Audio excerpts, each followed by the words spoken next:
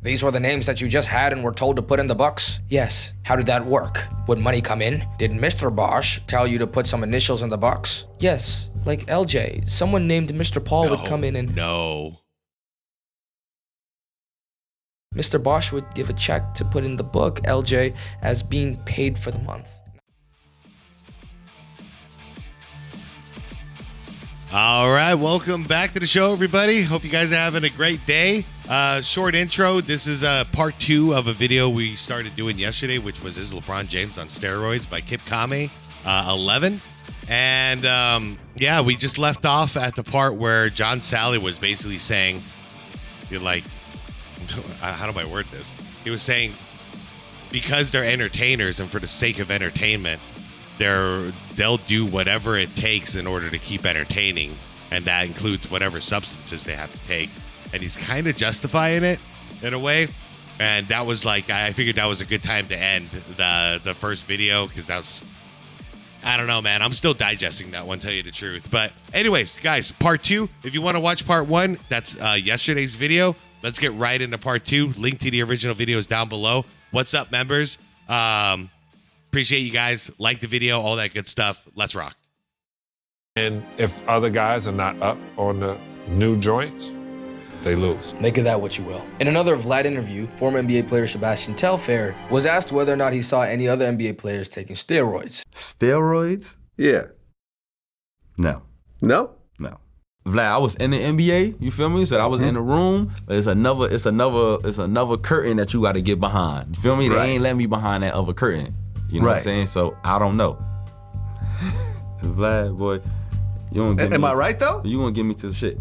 And I don't Rampant. He's holding something back. And I'm not judging him. He doesn't want to get in trouble. I understand. But just that statement alone, like him rubbing his forehead and being like, you're going to get me in trouble. He knows something. Damn. For a second, he had me convinced that he just never seen anything. On that other curtain. You know what I'm saying? So I don't know. Vlad, boy, you don't give me. Am I right though? You gonna give me to the shit. And I don't Rampant. Some conversations I don't want to be in the middle of. In 2013, yeah, I get it. I get it, man. I get it, but those words spoke so loud to me right now. So you don't even have to say it, man. Former employee of the anti-aging clinic by all right, let's go. I don't want to be in the middle of. In 2013, a former employee of the anti-aging clinic Biogenesis, irritated because of an unpaid loan, turned over boxes of documents to the Miami New Times, which contained handwritten nicknames of baseball players linking them with the... Let's do it. I know everybody wants. Right here. Haven't done this one in a while. Oh, nope, that's way too big. Way too big. Way too big. Can I do this? That sucks. I suck.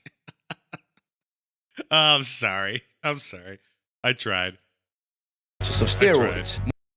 More specifically, HGH, or human growth hormone. The MLB bought the documents from the New Times and sued the CEO of the clinic, Anthony Bosch, which parlayed into the suspensions of 13 players in the MLB, including Alex Rodriguez for an entire season. But it wasn't just MLB players that were going to the clinic. The disgruntled former employee, Peter Fisher, told ESPN that athletes from the NBA, NCAA, pro boxing, tennis, and MMA were all buyers of the PEDs. But the MLB was the only league to pursue investigations. An independent news outlet at the time, IBN Sports Report, interviewed an alleged assistant of the company who, according to the interviewer, who goes by the name Incarcerated Bob, was in charge of keeping pretty much every financial transfer at Biogenesis. Here's the interview. What names stood out to you? LJ, JN, Francisco, Cruz. These were the names that you just had and were told to put in the books? Yes. How did that work? Would money come in? Did Mr. Bosch tell you to put some initials in the box? Yes. Like LJ, someone named Mr. Paul would come in and... No. Mr. Bosch would give a check to put in the book LJ as being paid for the month. Now...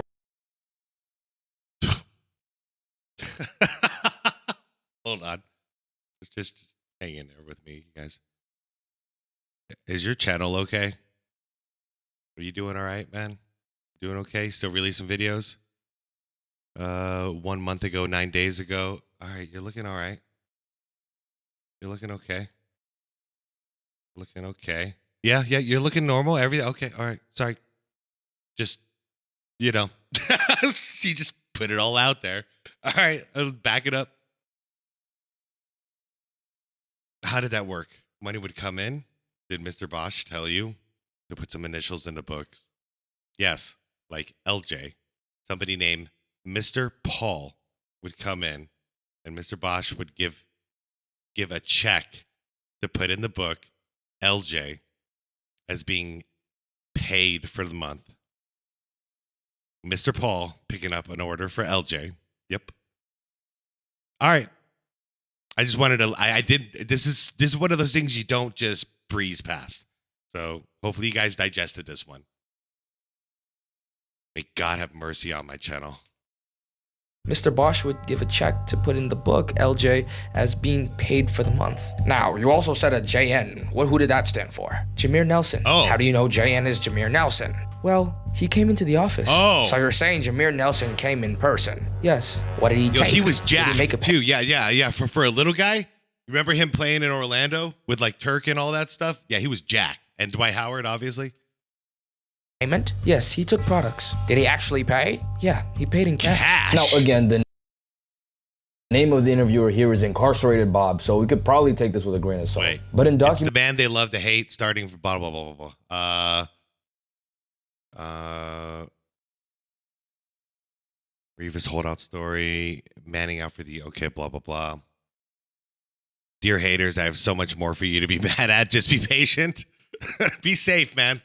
Be safe, Bob. Unveiled by ESPN in 2023, it was found that Randy Mims, another LeBron James associate, and David Alexander, a trainer affiliated with LeBron, were also found taking PEDs from Biogenesis. Yeah. Investigators This guy, we've seen him basically out LeBron on a podcast. I've seen him basically out LeBron on a podcast about it, breaking down exactly what he thinks he's taking.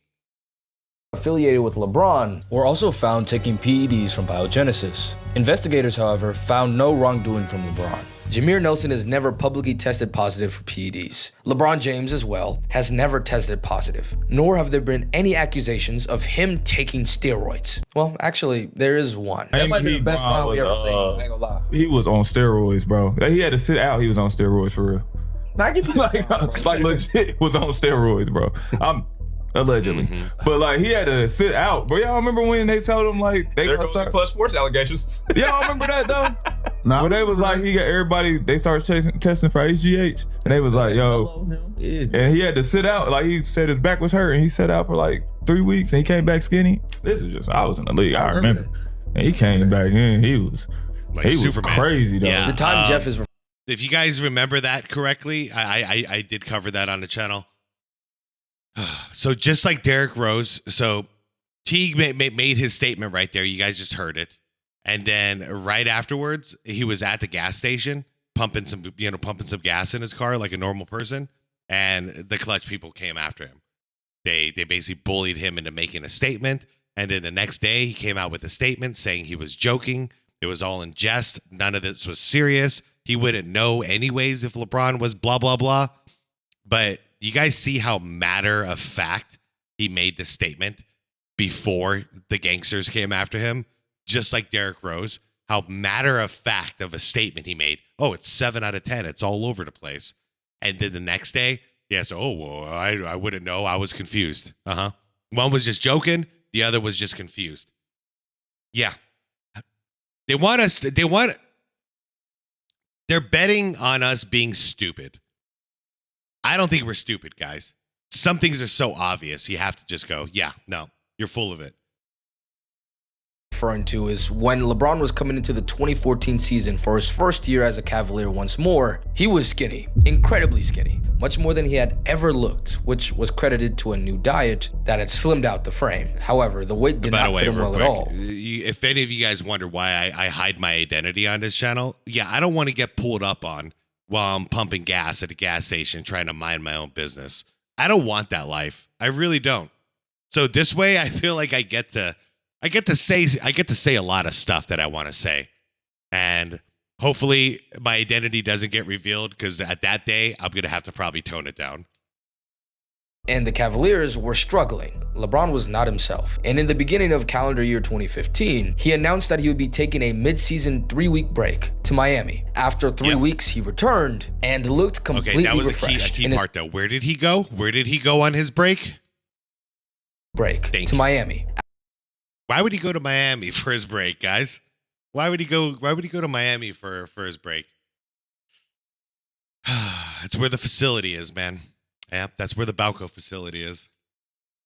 After 3 weeks, he returned and looked completely refreshed. In his first game back against the Phoenix Suns, he had 33 points in 37 minutes. And halfway through the game, off of his own missed free throw and a rebound from Sean Marion, he had this putback dunk.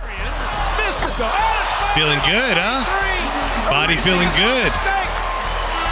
Physically, he's looking pretty good right now. I would say so. He said after the game, "I haven't felt like this in a long time. I wasn't doing this before I took the rest." It was in that year, in April, where the NBA had announced they're betting on us being absolutely stupid.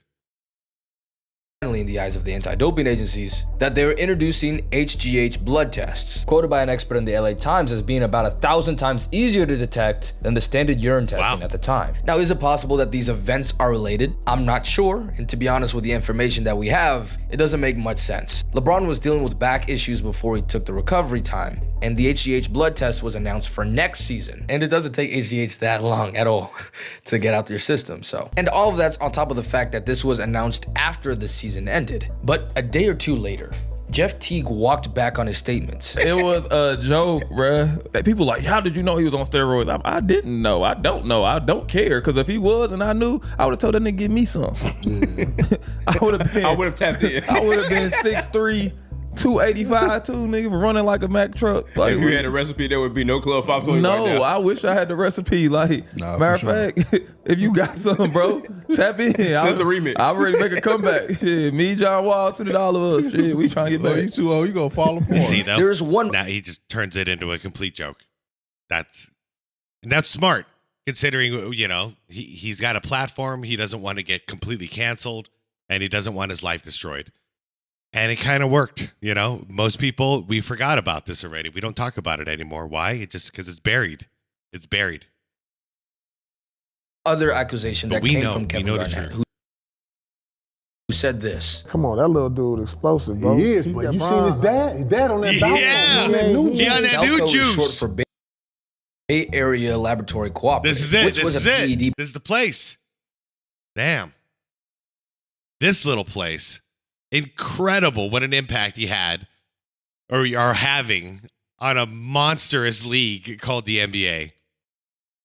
Provider for many athletes, its most famous client being Barry Bonds. The founder and operator of Blanco, Victor Conti, said this about PED testing in the 2024 Paris Olympics. The drug testing that they are doing now before the 2024 Olympics has got all sorts of loopholes in it, and it is very easy for the athletes to use PEDs. They have in-competition tests and out-of-competition tests. During the out-of-competition, they don't even test for about 80 stimulants and narcotics.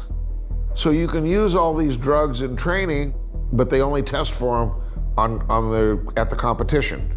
So right there's a loophole you can drive a Mack truck through. Those loopholes also exist in the NBA. Mostly, I would say that the NBA is super competent at stuff. Like if you want to fix up an international arena for All-Star game, whatever, like they know how to do that stuff, right? So I just assumed they were competent with testing too. So when the Lance Armstrong thing blew up, I was like, wow, this is. I'm friends with this guy Dan Coyle, who wrote the book The Secret Race, which was kind of the book of doping and cycling. I didn't like read that book. I studied that book. It was a how-to of doping, which was fascinating, which meant it was also a how-to of doping testing, and was kind of attuned to the idea that there might be a little trouble in the NBA with doping. Now that the how-to manual is published and a bestseller and in bookstores globally, let's just see.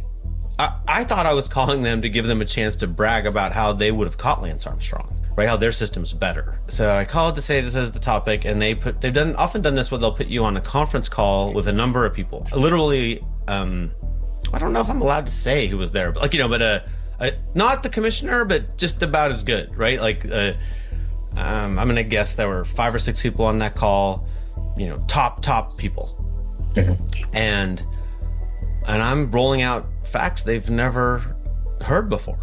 It was pretty clear. I know a lot more about doping than they do. One of the ones that stood out to me was, there's a part in the book where the dopers come to test Lance Armstrong. I think the way that it works is they show up unannounced and they're going to test not the whole team, but like some members of the team. The tester's like, hey, I'm here for Lance Armstrong and a teammate. And they're like, well, here's the teammate. And during the short time they were testing the teammate, they were able to infuse Lance Armstrong with a pint of saline, and he passed the test. Of saline to pass the test. The point of this being that 5 minutes was sufficient advance notice to pass a drug test. I don't think I'd brought up that part yet, that story, when I was meeting the NBA, but they were like, oh, these tests are totally impossible to beat. Like, the tester lands, then he just calls the team when he lands and says, hey, I'm here. I'm going to need like these 4 guys. And then they call the 4 guys to make sure they're going to come in. And then like they're tested within like 5 or 6 hours. I'm like, oh. It's not great. That's not great, Bob. Not at all. 6 hours. As we can tell by this cycling. Real quick, there's a lot to unpack there, but okay, so you can just like pump yourself full of saline. So all you need is like 10 minutes of a heads up. So in other words, if the people are coming into your facility and it's like, testing day, everybody, and you're like the captain of the team, all you got to do is be like, yeah, you guys go first. I'll be right back. I gotta go take a Duke or something. And at that time when you're taking a quote unquote Duke, you're pumping yourself full of saline and then you pass the test. Freaking A, man. I did not know any of this. That's crazy to think about. The other thing I want to point out here is, remember in yesterday's video, the part 1, there was a list of players who have been caught for using PEDs. Not one heavy hitter name. Like you got decent players to role players. You didn't see a Kobe, a LeBron, a Dwayne Wade, a Dwight Howard, a Steph Curry, which obviously I don't think he is, but you know what I mean? We didn't see a Shaquille O'Neal, a Karl Malone, a Michael Jordan. We didn't see a blockbuster name on that entire list. Makes you really wonder now, doesn't it? Like they have to catch some people, because if they don't, we'll assume, yeah, you guys aren't enforcing this rule. So then they enforce it on some of the lower players, but they don't enforce it on any of the big dogs. Just makes you wonder is all. And then after hearing this, where if you're the big dog on the team, all you need is 5 minutes to pump yourself full of saline and you're going to pass the test. Huh. It's interesting. Example. It's not hard at all to flush PEDs out your system. And Henry's reporting was from over a decade ago. It's even easier now. The big loophole they have now is that these whereabouts failures, which is where they come to not test you and you just lie on your kitchen floor and pretend to get really quiet and pretend to be at home. Like that system would work pretty well in the NBA now. Right now, which was collectively bargained by the League and the Players Association, it says that if your dope test collector comes to your home unannounced in the off season and you're not there, quote unquote, or you refuse flat out to just take it, they just leave and fine you. $1,000 for 1 day late, $2,000 for 2 days late, up to $5,000 for 5 days late. And what? Okay, this is a great video. Wow. Guys, go check out the original. What the hell? I didn't know this. Did you guys know this? They show up, you just hide, and then you get $1,000 fine. Who cares? $2,000 for the second day. By then you've already flushed it out. Worst case, by the third day, you got your saline and you're really flushed out. No problemo. You're out $5,000 or $6,000. Shoot. But you get to keep playing and keep taking, you know what? Freaking A, man. Okay, wait. So wait, the fifth one, for the fifth and any additional days, okay, where the hell's my mouse? I can't see my mouse in the screen. Nothing in the foregoing show. What does it mean? Any additional days?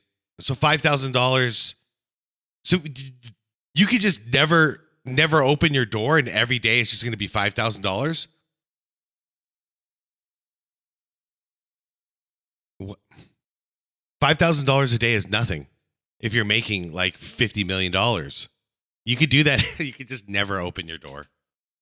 What? Later on. Basically, if you refuse to take the test for an entire week, the anti-doping test, in the offseason, you pay a $25,000 fine. In track and field, you get banned for doing that. So why so lax? Well, Henry's got a clue based on his time reporting with ESPN. A guy who was in the room for negotiating the earlier CBA, the 2011 one, he told me straight out, like, why would I want a single player to ever fail a drug test? It's like the league is essentially a marketing body. That's really primarily what they do, right? And so they take a marketing point of view here. But this is why, by the way, this is why I was saying there's no heavy hitters. There's no big dogs on that list that they caught. Why? Because the NBA is looking after their own best interest as well. They don't want to be known as a cheating league, a doping league, a drug league, you know? So what do? You never have one of the big dogs that people admire get caught for this. That's not to say they're not doing it, but you would never report it. And if it did happen, you'd keep it under wraps. We want to shine it up. And if you see a little flaw in the product, like, please stop. Please don't say that. Which makes sense. Look at what the steroid scandal did to the MLB. It had massive reverberations that still echo to this day. Why would any pro sports league want to go through all that? But it's here where I ask the question, which might be a potentially super controversial one. Why are steroids bad? And it was so bad. This is the opposite end of what I was talking about before. What happened in the major leagues? All of the biggest dogs got caught. Your Barry Bonds, who's, Mark McGuire, I believe Sammy Sosa did as well. A-Rod, Jose Canseco. I think Ricky Henderson did. Dude, the list is crazy of the people who got caught. Who are those people in baseball? They were the biggest of the biggest names. That's like right now if it was LeBron James, Kevin Durant, Jalen Brunson, Steph Curry, if all these guys all of a sudden got caught, you want to see viewership plummet in the NBA? You want to see people stop buying jerseys and merch in the NBA? That's exactly what would happen. And I think the NBA and other leagues probably learned off of the MLB's misfortune at how it went down, because it looks like they were honest. The MLB was honest about it, and they didn't care what your name was, how famous you were, or how good you were at the sport of baseball. They were outing your ass. And the NBA is not doing that. Are steroids bad? What difference does it make if they use steroids? And they go, well, they're cheating. Right. And I go, it doesn't make you hit the ball better. He goes, well, it makes you stronger. It doesn't. It doesn't, but if you make contact with that ball, it's gonna go further. No, you have to be a great baseball player. Barry Bonds can crank him out whether he was on steroids or not. However, he cranked them out further and more and more so when he was on substances. You know what I mean? Making contact, no substance is going to make you slow time down and hit that ball. That he earned that. He's still a great baseball player. But in order to do the crazy things he did towards the end of his career, that was bonus, okay? That wasn't natural anymore, okay? And if that was the case, he would have been doing that earlier on in his career when he was super skinny and his head was half the size. Is you recover quicker the next day because they play every day. If I hit you with a steroid, it's going to make you a better player. No, it's not. No one's saying that. It's going to make you bigger and stronger. It makes you a better athlete. Make you a better player. A majority of the players who were caught using PEDs in the NBA weren't using the anabolic steroids that make you bigger. They were using HGH, which is mostly used for recovery. In the season that's seen probably the most star games out in NBA history. First time I heard about HGH was Tiger Woods back in the day. There's a substance out there that can promote healing. Why not use it? That's the question that Mark Cuban asked and gave the University of Michigan $800,000 to answer in 2014. The ACL injury is a devastating injury for a multitude of reasons for a pro basketball player. But one of the biggest is that once your ACL is healed, the quad muscle for that corresponding leg doesn't come back as strong. Even if a player comes back full strength, their tendons are all good, the surrounding muscles are weaker. The study commissioned by Mark Cuban looked at basketball players who'd suffered ACL tears and provided some of them with a recovery treatment augmented recommended by HGH. It was found that quad muscles treated with the HGH had 30% more torque, that is power, upon full recovery than those who hadn't took HGH. We haven't heard anything from this front since. Would you be a proponent of maybe somehow, instituting protocols where HGH could be used to help guys kind of get back on the field or on the court? Absolutely. I mean, look at it. We say it's okay for people to get LASIK for their eyes, and there's always a chance that something can go wrong. Say that you can get Tommy John surgery, or any surgery for that matter, is only performance enhancing. Tore a ligament, fix it. We don't say don't do it because it can be performance enhancing.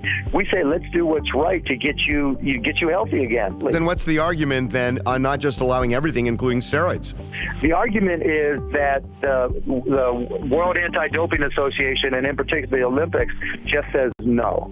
And they have so much PR sway, nobody wants to fight it. So when I bring it up at a meeting, whether it's an NBA meeting or other athletic organizations I've gone and spoken about it to, then their response is, we just don't want the PR nightmare. That's a tricky topic, one, by the way. HGH, I've always had trouble with HGH as far as like my viewpoint on it, because I think it's fantastic outside of sports.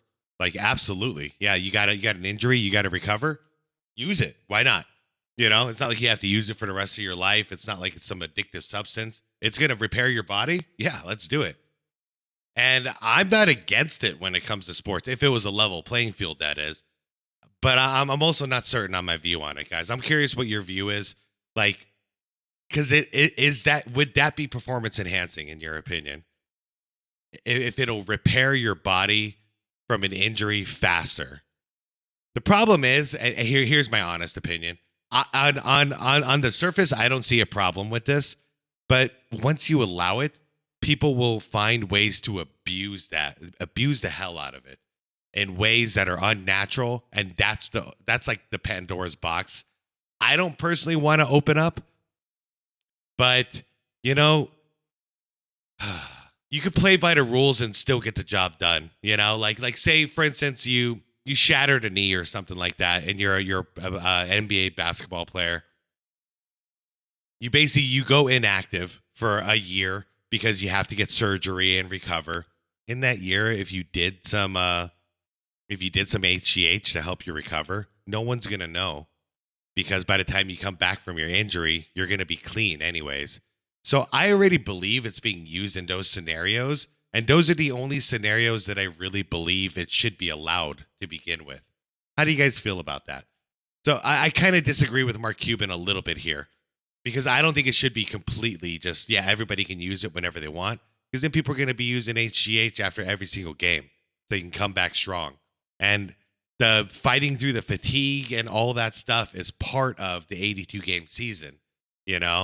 That durability is part of the game. So I don't want people jacking up on this stuff every single day. I just don't.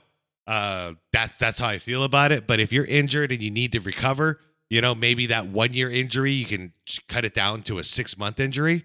I'm down for it, man. I am.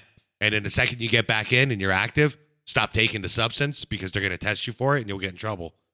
I think I like it. Yeah. Mark Cuban, on this topic of HGH in particular, he told me that he thought that with the Mavericks' new protocol, players could be in their peak to the age 50. So I'm like, I don't know what the Mavericks' new protocol is, but come on, Mark. Yeah. And like around then, around that same time, he had double hip replacement surgery and was on Dancing with the Stars 5 weeks later, looking younger than ever. I know. Everyone talks about that hip surgery, man. It's supposed to be life-changing. I'm not saying, but like... Henry Abbott clearly isn't on the same side as Mark Cuban here. It feels like a little bit of a culture of cheating. It feels like you would be a little bit of a goody two-shoes if you were like, I'm not doing that. It upsets me. It has upset me for a long time. Like, if you watch track and field, you're going to hear star athletes brag about being clean. And when someone fails a drug test, they're going to be like, see, like I told you, like I'm clean. I beat that guy and he was doping. Like, do you know how hard it would be to compete with dopers when you're clean? Like you would want to brag. Like it blows my mind that I'm not aware of an NBA athlete ever once bragging about being clean. Okay, sure, but outside... Say it again? An NBA athlete ever once bragging about being clean. Okay, sure. That's an interesting statement. Sure, but outside of moral qualms, why is this a bad thing? The answer is because it's very dangerous. It's just using steroids increases your likelihood of sudden cardiac death 6 to 20 times. Yep. According to one respective study. And that's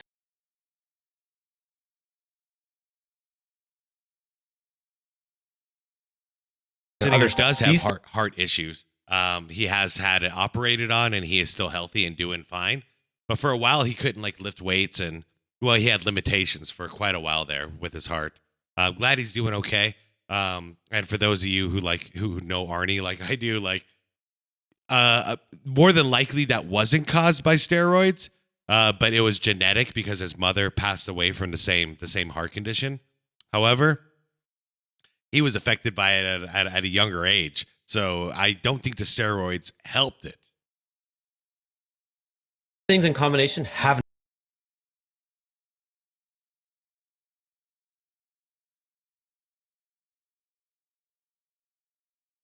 that might be jacking up on it for a long period of time. Might not get back on defense, huh? They might be incentivized to walk instead of run and just do short bursts of energy. Interesting. Not naming names.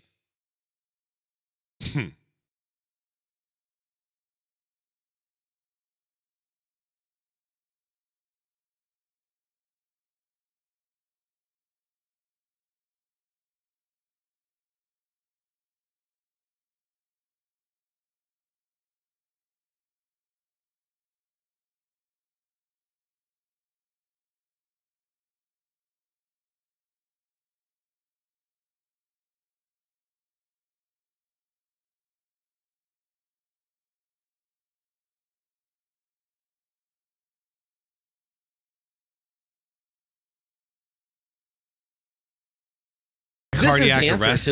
Thankfully, I hope I never do. But anyways, the worst that ever happened, I blacked out on a basketball court. But that was more so fatigue combined with extreme heat. We were practicing outside. It was 110 degrees, and the sun was up, and we were on concrete. Coach was stupid. Coach was stupid for that one. I blacked out right. I was dribbling the ball up the court, and I blacked out right there. Woke up on a picnic table. Sucked. But yeah. No, basketball, yeah. Your heart, you're constantly gasping for air. League and to the players is if you want to protect these players, many of whom have had heart problems, right? You can't ignore this factor. Yeah. It's probably the biggest fact that it's in the LeBron 1980s, James' son Bronny, who had that cardiac arrest in college. I don't know, just another dot on the graph. A doctor by the name of Bob Goldman conducted a survey where he asked around 200 top-class athletes if they would take a miracle drug that would allow them to win any competition they entered, but it would kill them in 5 years. 52% of them said that they would take the drug. Die in 5 years? This study's been revisited since the 80s, and the numbers weren't nearly as dramatic the next time. 6% of athletes said that they would take it even if it did kill them, and 12% of them said they would take it if it was illegal, but didn't kill them. It should be noted, by the way, that this study was funded by WADA. What's WADA? Take that as you will. But regardless, World Anti-Doping Agency. It should be noted. Okay. Yeah. By the way, that this study was funded by WADA. I will. Take that as you will. But regardless of what the true percentage is, we know it's not zero. Congratulations, you've assembled the most competitive, obsessive, hardworking men in the world. That's who you have here. Of course, they're going to be willing to trade some years of their life for this. So clearly they're not the ones who will self-moderate. It would be stupid. That's why they have the league. And that's why they have the rules. That's why they have the testers, right? Is so that somebody will tell them, hey man, you've done enough for today, right? Your clean workout where you got tired for 90 minutes is sufficient. You don't have to do the doped workout that lasts for 2 hours and 15 minutes, right? You can be an all-star without dope. That's a really powerful message to send a young player, right? And so I think that's where we're failing. Now, with all of the information that I've just now presented, we once more ask the question, is LeBron James on PEDs? The answer might not be clear, but what is clear is that it's a lot easier to do it than you would think. The NBA seems to turn a willing blind eye to the whole matter, but what I think ends up murkier is the status of steroid use in our society. Is it really this evil substance that should be nowhere near the world of sport, or should it be accepted to let these NBA players deal with the ever-growing rigors of the modern game? I mean, if LeBron is using steroids, would you care? And if he is, but he would have retired 5 years ago if he was completely clean, is that really the more desirable situation? As fans, and for as LeBron as a basketball player, I think we can say that the answer is no. But as people, what should we think? I mean, to me, the answer is yes. But by the way, fantastic video all around. Like, what? This is God tier video. This was great. Great work. Great research. Great present. Great everything. This was a fantastic video. I learned so much from this. To answer your question at the end, absolutely, I think it matters. And absolutely, I think there's more integrity and purity to watching someone's journey for 15 or 20 years as a professional in a sport, to watch them age naturally and say goodbye to them as they say goodbye to the sport that they love and the fans that they love. There's something natural and pure about this that we're missing out on now, when a guy like LeBron, just a couple of days ago, is doing a live version of his podcast with Tyrese Halliburton. And Tyrese asked him, how many years do you think you could stay in the league and average 10 points? And he said, like, maybe until I'm 55. This is not natural, you guys. It's not. So to me, it matters. By the time you're 40 or 41 years old, you know, you should be at that point where you're probably a role player, you know? And there's going to be those couple of outliers, like a Michael Jordan or whatever, that it's like, okay, he's doing it. He's still way more than a role player, but his body's breaking down and we're witnessing it. We're watching it happen, you know? And then we're watching the old man in his journey at the end of his journey. And we're like, man, we're starting to ask those questions. Maybe he should let it go, you know, but look at him fight. Look at him fight through these injuries. There's something about that. And we miss out on all that when everything is going to be unnatural now. When your body should be slowing down and breaking down, we don't know whether to celebrate the fact that you're breaking through that, or we should be sad because you're doing this in such an unnatural way that it's putting you in advantage, and you're also lying about it by saying that you're doing this all natural. To me, I would rather everything be pure, clean, tested. Now, my final view when it comes to PEDs is, after learning everything here, I could tell you, if something like PRP is banned, I think we need to look at these substances on a per basis thing. And I don't think if that's actually considered a PED, and I got to look that up. If PRP is considered a PED and that is banned, I don't believe in that, because all you're doing is taking your own blood, mixing out the gunk, you know, and you're taking blood from a healthy spot, mixing out the excess gunk and putting it into a healthy spot. I don't really see anything bad about that. To me, that's just science, and that's not like, it's not enhancing my performance. It is increasing the rate at which my injury can heal, and then that opens the door for HGH, and that's something for that we need to look at on an individual level too. So I get what like, you know, what some of these guys are saying, like, you know, the Olympics are basically like Mark Cuban said, like, the Olympics ban it, so it is what it is. I get it.